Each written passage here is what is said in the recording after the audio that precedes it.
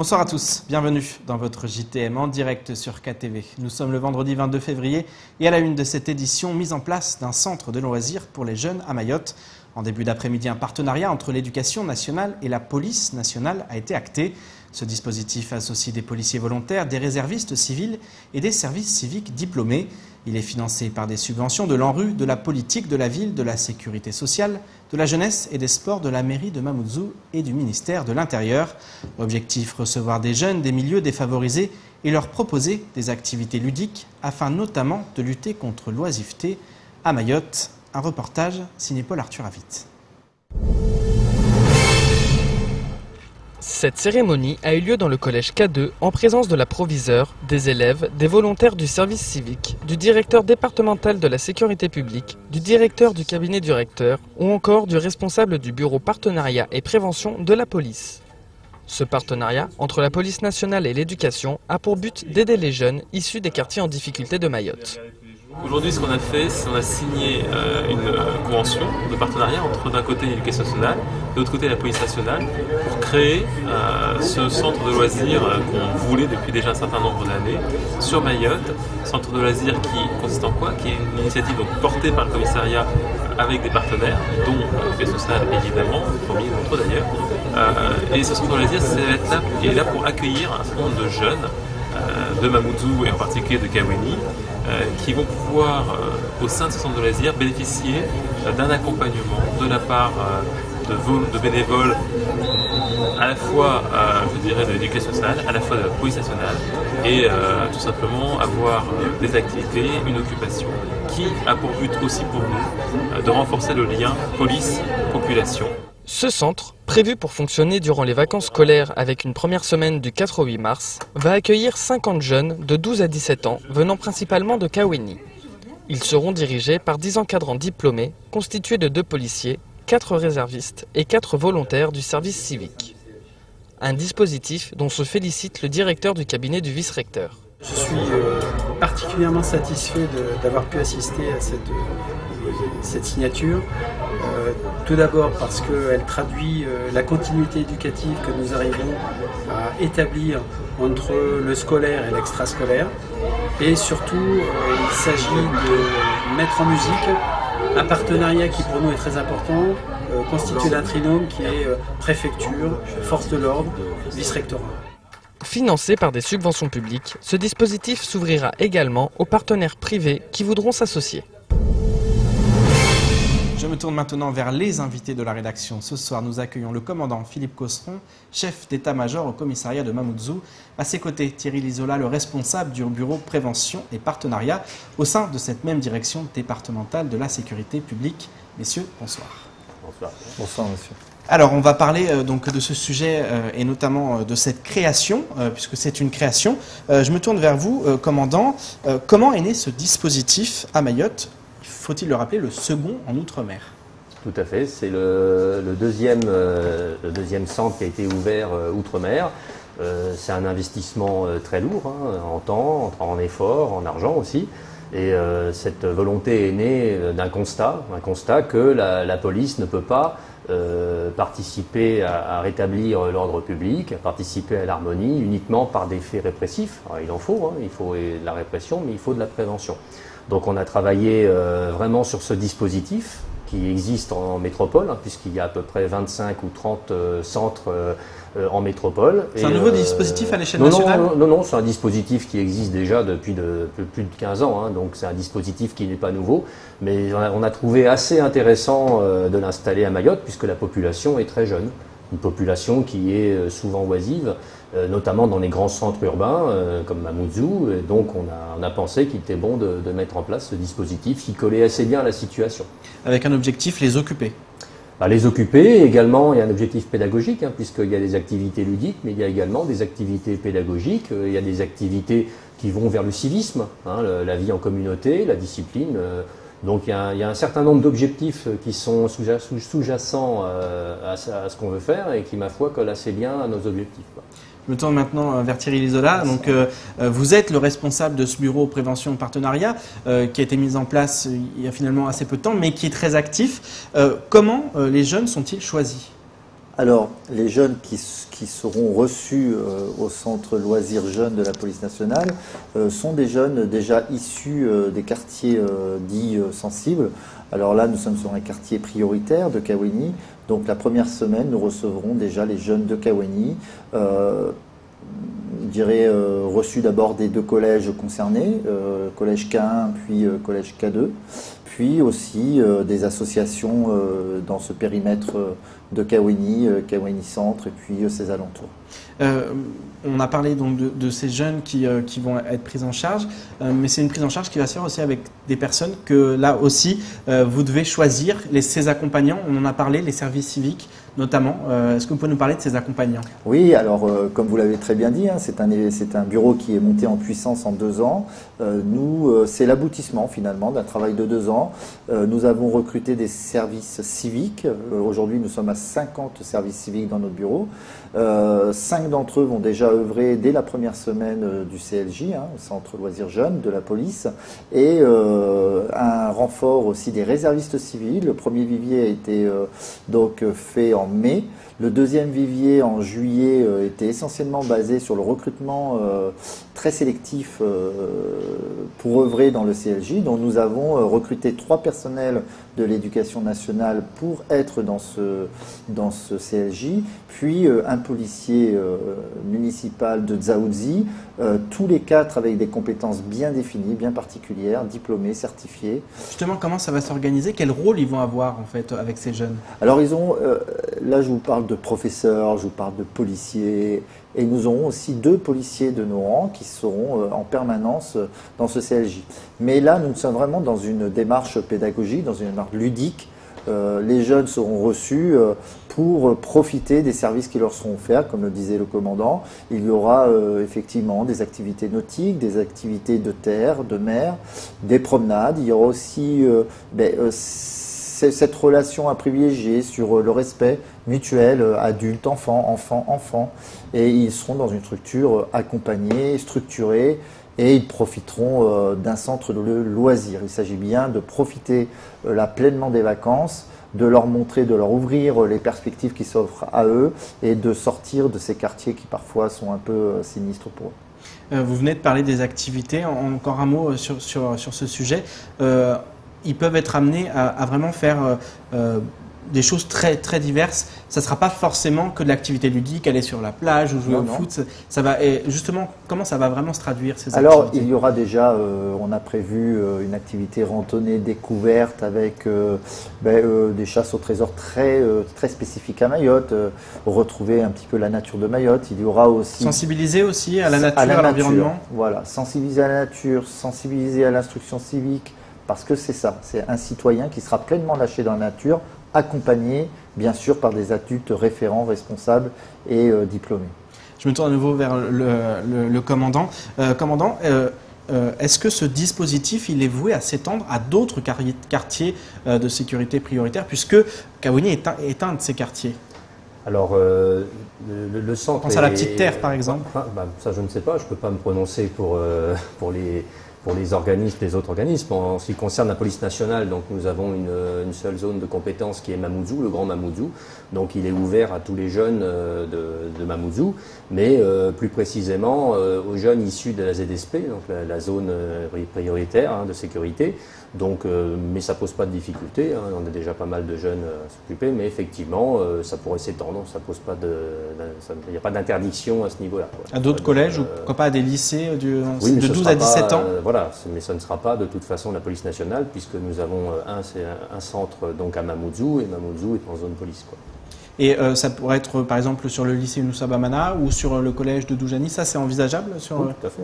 Oui, c'est pas... Ce sont des partenariats. C'est des partenariats qu'il faut établir, hein, donc un centre-vie, hein, donc après ça peut venir sur d'autres secteurs, on peut l'élargir un petit peu, ça pose pas de difficulté. On est en train de parler des partenaires, justement, les partenaires publics qui sont nombreux à vous accompagner dans cette démarche. On a les organismes sociaux, la préfecture, on a la mairie de Mamoudzou, on a même des partenaires aussi privés, hein, c'est ouvert aussi aux partenaires privés puisqu'il s'agit d'une association loi 1901, donc il y a une possibilité de contribution, de s'associer. Donc je pense que c'est un dispositif qui est appelé à s'étendre et qui marche très bien en métropole. Donc je pense qu'ici ça devrait marcher également. Vous venez également d'en dire un mot sur les partenaires privés, justement, comment ça peut s'organiser. Ça peut être sous forme de dons ou de partenariats avec des sociétés qui souhaitent s'investir. Tout à fait, les sociétés qui souhaitent investir, également mêler un petit peu leur image au dispositif, les gens qui ont plutôt intérêt effectivement à ce que la société soit harmonieuse. Donc je pense que ça peut intéresser beaucoup de sociétés. D'ailleurs on a été contactés, donc je pense que ça devrait s'étendre. C'était une promesse ou en tout cas une volonté gouvernementale puisque Édouard Philippe souhaitait que ce centre de loisirs il voit le jour à Mayotte. Tout à fait, c'est une priorité qui plus est sur ce département qui, je le répète, est quand même a une particularité puisque le nombre de jeunes sur le nombre d'habitants est énorme. Hein. Donc nous sommes vraiment concernés et on est vraiment content d'y être parvenus. Ça a été un travail assez difficile. On a l'impression, avec la police, plus encore qu'avec la gendarmerie, qu'il y a un rapprochement qui est en train de s'effectuer. De plus en plus, alors il y a forcément eu la police de proximité qui a été voulue par le gouvernement, entre les citoyens et les policiers, une sorte de partenariat qui est en train de se mettre en place dans plusieurs domaines comme celui-là. Ça, c'est quelque chose, c'est une priorité aujourd'hui à Mayotte comme au niveau national. La police de proximité, jadis, même si on change de nom, ça reste quand même une constante, à savoir que la police n'est pas une entité qui occupe un territoire, on est là pour servir le citoyen. Ça, c'est un peu la conception anglo-saxonne qui doit quand même prévaloir. Et je pense qu'on l'a compris, hein, surtout ces derniers temps. On a bien vu que les difficultés que l'on a avec certaines populations ont des conséquences énormes. Hein.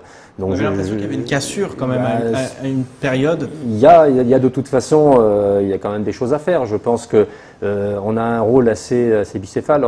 D'un côté, on a une répression à mener, ça pose pas de problème. C'est le rôle qu'on assume très bien. Mais on a aussi un travail de prévention qui est le pendant indispensable. Mais ça ne doit pas rester qu'un vain mot. Et donc à Mayotte, on a bien contribué sur ce plan-là, quoi. Thierry Lizola, vous êtes en charge justement de ces partenariats et de ce rapprochement, notamment avec les maillots jaunes aujourd'hui. C'est devenu indispensable, surtout sur un territoire comme Mayotte, où cette proximité, où la société mahoraise est aussi faite sur le lien, sur la proximité des uns et des autres. Oui, déjà par essence, hein, la société mahoraise est une société d'oralité. C'est une société qui communique beaucoup, qui vit dehors. Il ne serait-ce que sortez là tout de suite dehors, vous allez voir les gens dans les brochetis, vous allez voir les gens jouer au domino. Et donc souvent perturber cette vie sociale, il faut pas seulement l'expression de la force, il faut aussi le dialogue avec la police. Alors l'expression de la force, on sait faire. On s'est mis aussi à renouer avec la population, effectivement, par ces maillots jaunes, un dispositif de la police nationale, les services civiques qui sont un vrai lien autour des établissements scolaires, les réservistes civiques, des personnes spécialisées qui, à leur niveau aussi, nous permettent d'avoir un lien un peu plus soutenu. Donc oui, je crois qu'effectivement, comme le disait le commandant, la police de sécurité du quotidien est vraiment une chose qui, aujourd'hui, fait œuvre à Mayotte et au bénéfice de tous. Un dernier mot, ce centre de loisirs, ça va être aussi créer du lien avec la jeunesse, parce que ça aussi c'est important, surtout à Mayotte, créer du lien avec la jeunesse, pourquoi pas peut-être même des vocations, mais leur montrer que le policier, avant tout, c'est un être humain qui effectivement a des activités et qui peut être proche d'eux et qui est quelqu'un qui doit être proche d'eux et qui ne doit pas être uniquement dans de la répression. Oui, on est bien souvent pour ces jeunes-là en perte de repères. Le seul fait de voir un uniforme est peut-être pour eux une distance qui se crée. Donc il ne faut pas avoir peur de l'autorité. L'autorité est là pour rassurer. Hein. L'autorité, c'est faire grandir l'autre. Eh bien, le policier est là aussi pour démontrer qu'on va vous faire grandir dans ce CLJ à travers les services civiques, à travers les maillots jaunes, et on va vous expliquer qu'on peut très bien vivre ensemble en respectant l'autre. Un dernier mot avec le chef d'état-major. On avait pu suivre le GSP et justement on avait été marqué, et je m'en souviens très bien, par justement le manque de respect par certains jeunes de l'uniforme.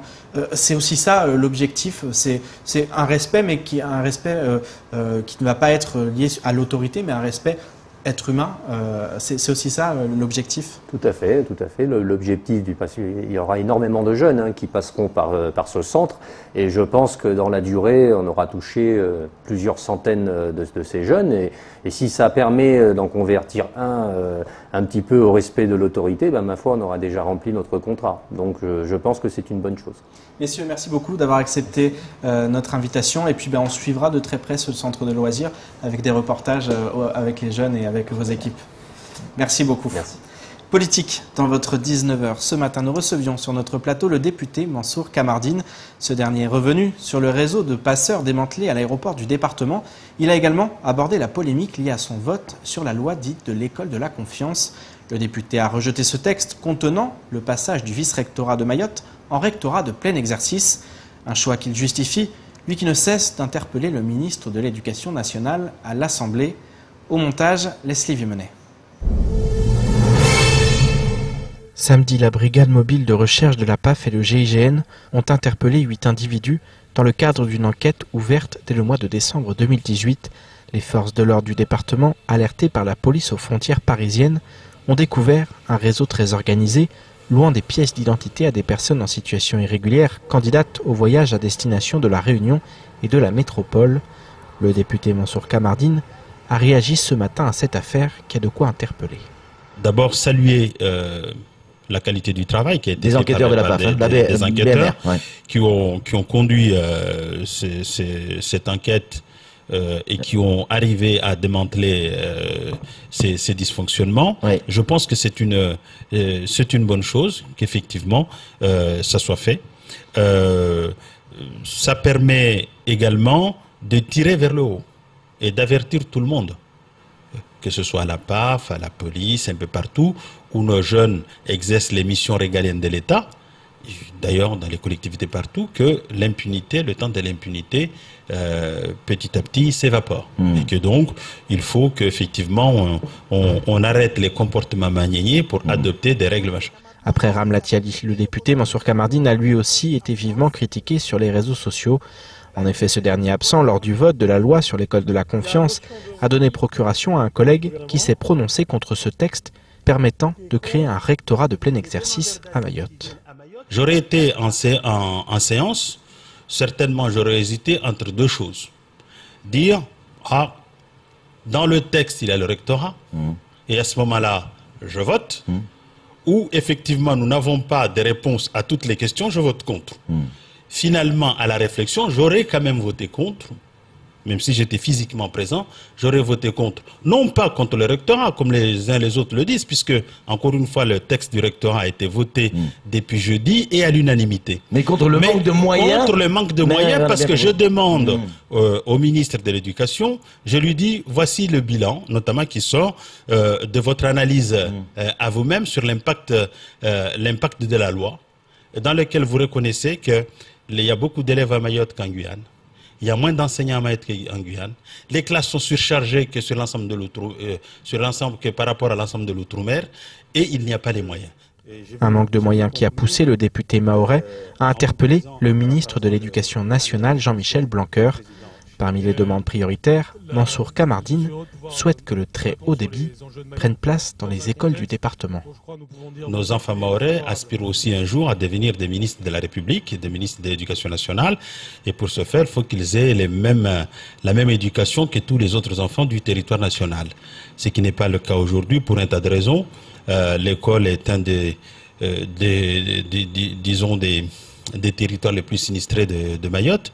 Et donc, moi, je considère, c'est une conviction profonde, que nous avons besoin aussi à Mayotte du très haut débit et dans toutes les écoles, pour donner les mêmes chances à nos gamins. Et donc, c'était une question très importante. Lors des questions au gouvernement, Jean-Michel Blanquer est allé dans le sens du député.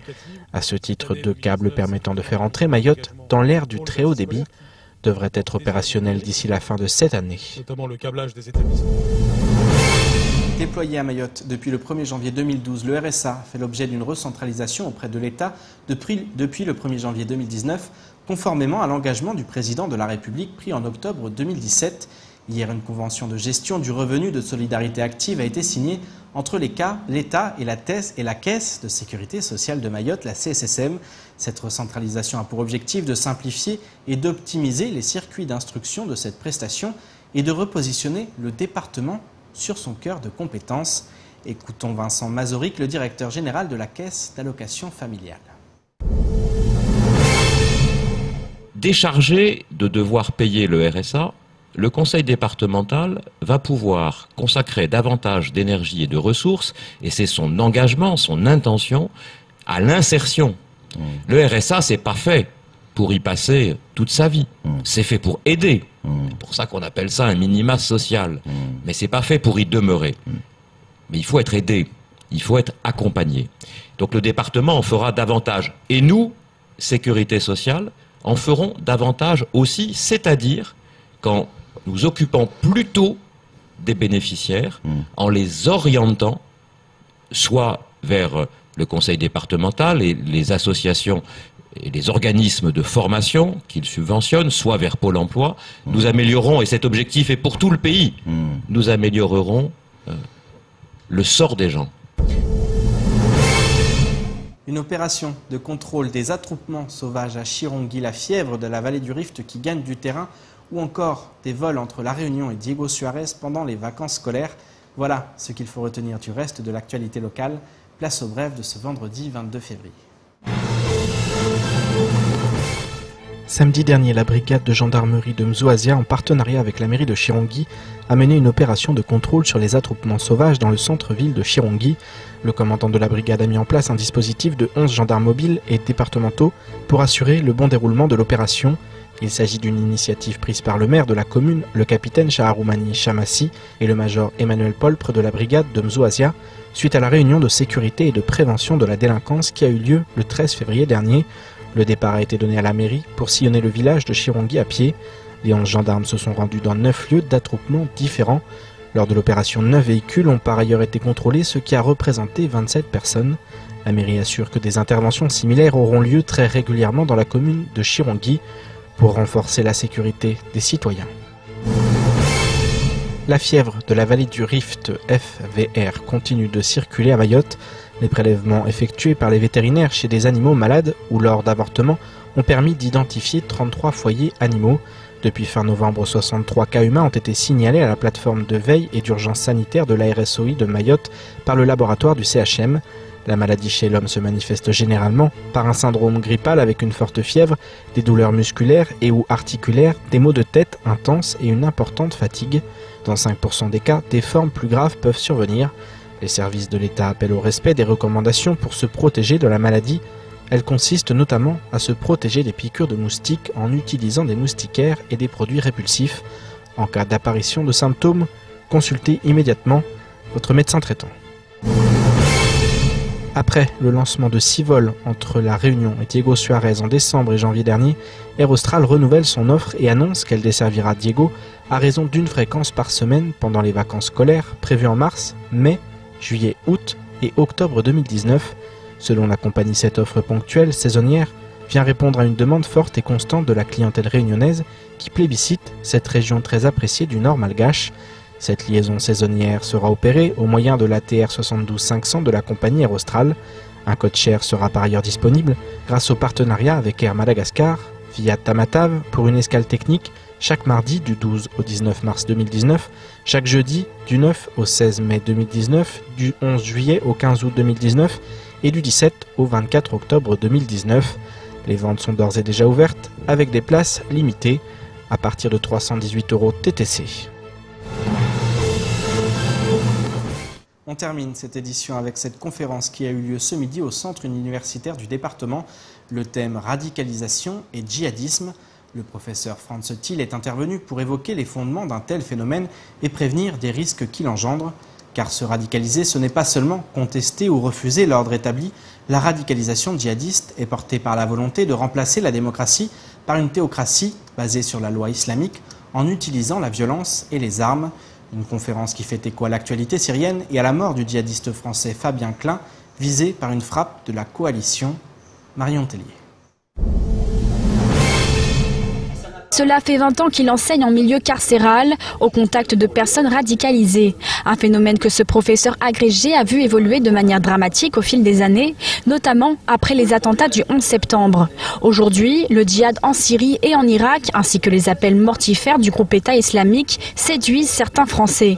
Il serait près de 900 à combattre au Proche-Orient sous une bannière islamiste. En France, le ministère de l'Intérieur ne recense pas moins de 15 000 personnes radicalisées dans un fichier dédié. le processus d'endoctrinement, elle va passer par ce que j'appelle un émir, hein, c'est-à-dire quelqu'un qui va avoir un charisme et qui va dire, bah tu vois, c'est comme ça qu'il faut faire, voilà, tu respectes pas, voilà ce qu'est l'islam, on va lui donner un bouquin, on va lui donner un Coran, hein, et petit à petit, après, le travail il est mis en place après, et on peut créer une communauté virtuelle, et on va l'isoler totalement. Et une fois qu'il est isolé, qu'il a plus de référence cognitive, qu'il va chercher que l'information qu'il veut déjà avoir, eh bien, il n'a plus aucune rationalité et aucune référence cognitive qui va lui permettre de sortir de l'endoctrinement. Un endoctrinement contre lequel les seules armes du professeur Franz Thiel sont ses paroles.